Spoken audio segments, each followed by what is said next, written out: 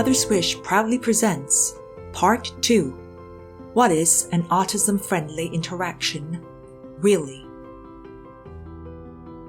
A 5-part video series to transform your thinking on autism and jumpstart your understanding of the inner lives of autistic individuals.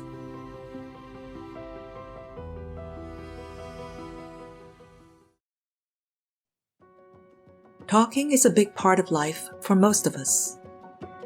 It's how we interact with our loved ones in the outside world, form relationships, learn, and develop. In fact, talking comes naturally to most of us. We babble at around 6 months, speak first words when we're 1 year old, and form sentences by age 3. Our minds enable us to figure out the complex model of language from a young age with very little help. But talking doesn't come as naturally for autistic individuals. In fact, how they use language to interact with us may sometimes seem strange, antisocial, unthinking, or unfeeling. But what we are seeing on the outside is often not what is happening on the inside. For example, when autistic individuals engage in verbal and nonverbal stims, which means the repetition of sounds, words, and movements, they're seeking to release intense emotions. Essentially, stims are tools that autistic individuals use to calm themselves down, to help them survive from moment to moment and day to day. While autistic individuals are not interacting with us when they're stimming, we should still pay attention to stims. They help us to know that the autistic individuals are feeling emotionally overwhelmed and enable us to respond appropriately. Similarly, echolalia and monologues tell us a lot about autistic individuals' endeavors and anxiety about socializing correctly. With echolalia, the autistic individual is essentially echoing the other person's words. While this may sound odd, they're actually indicating that they have heard the other person. With monologues, the autistic individual is monopolizing the interaction because of their anxiety. After all, if you are speaking the whole time, you wouldn't have to worry about what the other person is going to say next or what they expect to hear from you. Based on this understanding of autistic individuals' use of sounds, words, and coping strategies in social situations, you can see why it is important for us to embrace their differences and open ourselves to different interaction styles.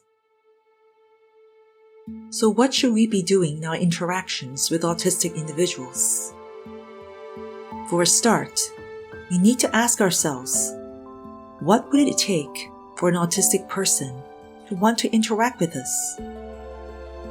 Ultimately, autistic individuals' unique ways of interaction are not the issue. The issue lies with our presumption that our way of interaction is the right way and the only way. We need to be open to all forms of communication, going beyond speech and language as the only means of interacting with them. We should be focused on their overall well-being, not trying to control them. Only then can we help to reduce their anxiety that makes interactions stressful and turn them into a source of joy. These 7 tips and strategies aim to establish a shared means of communication for us to connect with autistic individuals in a nurturing and effective way. Number 1. Speak quietly and slowly. In a world created by us, for us, a world that is often too busy, too noisy, and too social for autistic individuals who have heightened senses and socializing difficulties, it can be challenging for them to process what we're saying. So do not use too many words to avoid causing information overload. Number 2, supplement communication with facial expressions, gestures, or other forms of body language. When you do them in a big and exaggerated fashion, they can help to reinforce understanding. Furthermore, autistic individuals can connect with us by imitating these gestures. This can let us know that they have paid attention to what we have shared with them. Number 3, use objects to help you to eliminate ambiguity and thus anxiety by making language concrete. For example, a seemingly simple instruction like "sit here" can trigger anxiety in a room filled with seats. But you can eliminate any anxiety about sitting in the wrong place by tapping on a particular seat. Number 4, experiment with various visual communication tools. It's important not just to use the tools, but know why you are using them so that you would know how to use them properly. Visual tools help to supplement words and support communication.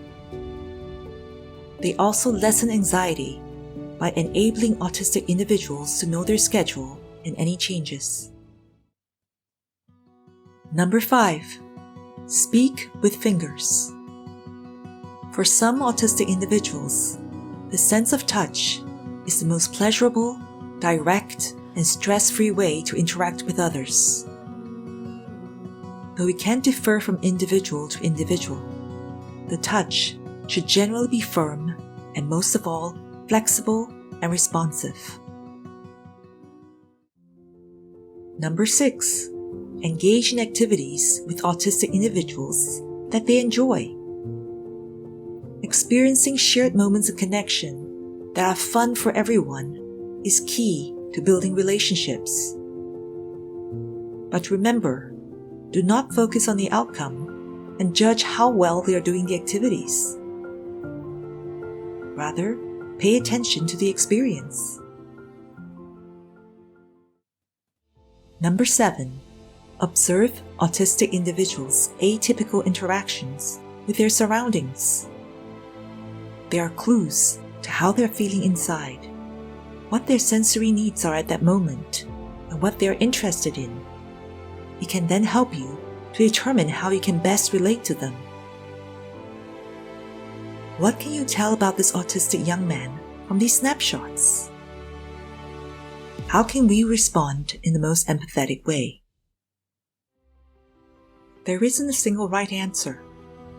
What's more important is to pay attention, start looking beneath the surface, and refrain from jumping to conclusions. Ultimately, building a shared means of communication is an ever-evolving journey. There will always be good days and not so good ones. The situation is constantly changing. Don't stop trying. This is what building a lifelong relationship is all about. One day at a time, one moment at a time. It is a journey that will challenge us to become better human beings, thanks to the autistic individuals in our lives.